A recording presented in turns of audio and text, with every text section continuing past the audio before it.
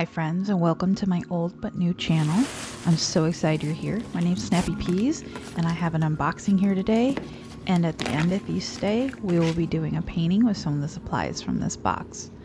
I got this box from Blick Art Supply and the total was about, let's see, $100, and I will go through all the items and share what I think about them. Alright, I've already unboxed a few things. Those hardboard panels are for painting. Those were $3.99 each. This Bokeh pen was so cool. It's a mechanical pencil, but a really large lead, a 3.2 millimeter lead. It actually writes pretty well. I tried it out on my Archer and Olive. Lead is really soft, but it's smooth and easy to write with, and I actually like, even though it's a short pencil, I like the grip on it. I got these refillable colored ink, not inks, but leads that came with it. And I'm not so sure about them because when I started putting them in, it started to rub off on my hand and the texture was weird. The minute I started writing, I realized they were soft. These are not lead. They're like crayon almost. So I started looking at the box. I was like, there's no way. It says pencil leads and it says like 3 colors. So I don't know. I think that was misleading. The red is the same way. It's like sticky. And I looked online and it's kind of hard to figure out, but I guess they sell these on the actual Bokeh website and they're marketed as you can write it on anything. So paper, wood, plastic.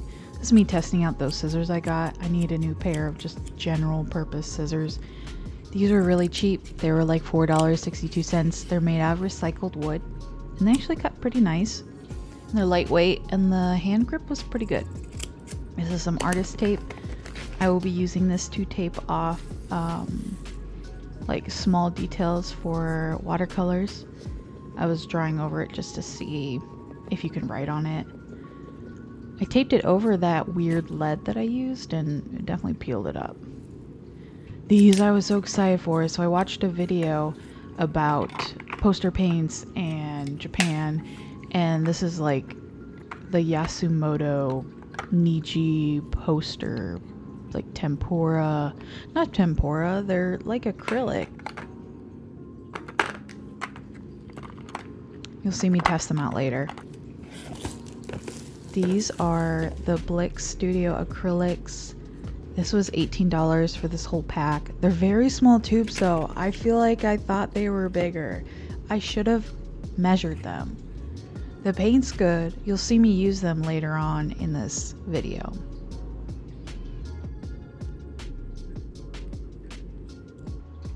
I like that the poster paints came with like a little palette. That's kind of cute, and the container is great. I'm just testing them out on some watercolor paper. They come in these really nice jars. There's so much paint in them and they're like ready to use. No need to add really much water. And they're super vibrant. The colors are very reminiscent of the ones you see in traditional Japanese illustration. So these deep greens, lime greens. There's always like a deep color and like a bright limey fluorescent color.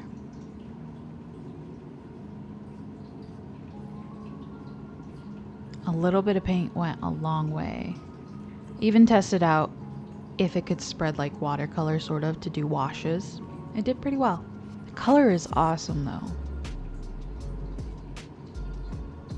Like I said, they always have like one extreme to the other. You have a nice dark color and a nice kind of bright pop of color.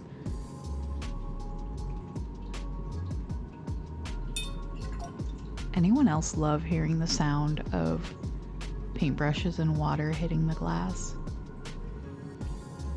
This blue color is like quintessential Ghibli style film background filled with clouds, sky color. I definitely think I want to paint some Ghibli inspired watercolor style paintings in a small notebook that I have.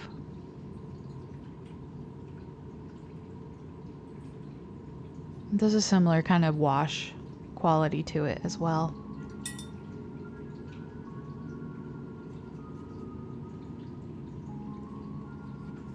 It's quite opaque.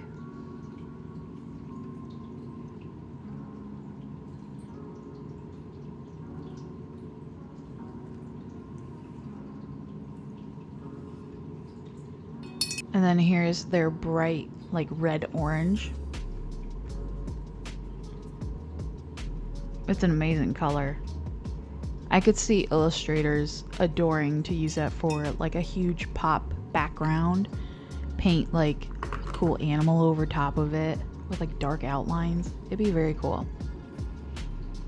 There's me testing the opacity over. It didn't lift, which was nice because sometimes gouaches reconstitute each other when you paint over them, and I didn't see much drag, even though it was slightly still wet underneath. They are so smooth. And it looks like they're going for about $23 for a set of 12, which is the set I got on Blick Art Supplies. You can also get just an individual white gouache, and they sell that for $3. Super reasonable. And the colors are so vibrant and dark. I was painting over stuff that was already wet, so it was kind of bleeding around, but I was attempting to do kind of that where you do the darkest to lightest painting. All right, now we're switching over. This is day 2. I've pulled out the acrylic paints, and I have this idea to paint. I love these bokeh style paintings all over the internet that people are doing. Obviously I love the photography, but doing the paintings seems like an ultimate challenge with acrylics, especially because they dry so quickly.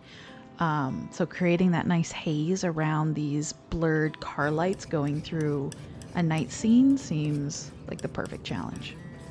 So here I'm mixing up kind of the base colors for this palette. And I found my picture to reference off of, I believe I pulled it off of Pixabay, so royalty free. Just use it as a reference.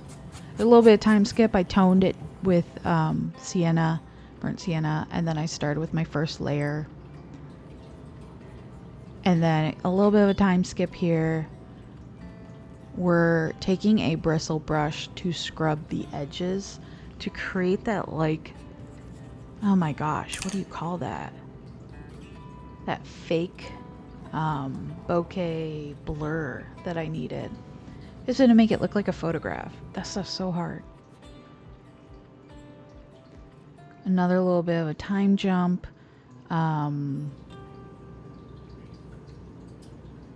Jesus, why did I... A lot of time jump, and then I painted the edges. Basically, I painted the circles, and then I would take the bristle brush and kind of scrub around them to make a halo. And that's kind of the final product. Super easy painting once you get into it, and very precise with this. You have to be so precise with the circles, or it's not convincing, I don't think. I think next time I'm going to do a darker piece, but I like how it turned out. And there's me scraping the paint off of my glass palette, which is just a glass cutting board. If you like this video and you follow me on shorts, or you'd like to see me do some more long form, then please like and subscribe, and I'll see you guys next time.